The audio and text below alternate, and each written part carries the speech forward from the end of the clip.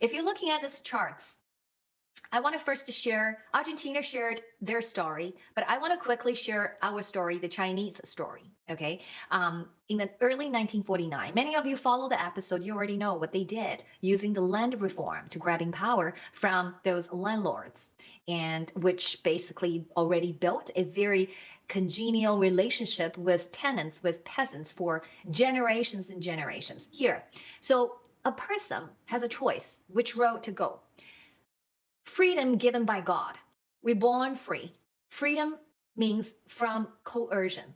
Freedom means free from the arbitrary power of other men or other human being. Okay, that's the definition of freedom. But however, that sports was coming from French Revolution or even earlier, Enlightenment age, 80 years earlier or so. But when it goes to mid-19th century, it's changed. What's changed? Marxism. Karl Marx and Friedrich Engels, they start writing a bunch of, garbage. One of them we know, it's Communist Manifesto and Marxism, the other book, right? So now they kind of slightly changing your language. Once people start changing your language and giving them another meaning, you need to pay attention, especially they want to redefine freedom, okay? So what's freedom? Under the era of their time in 19th century, they defined freedom is no longer free coercion. They call freedom is from necessity. So what does that mean?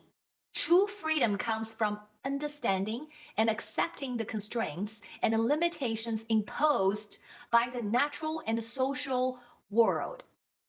So that's the definition Engels came up with in his book, Marxism.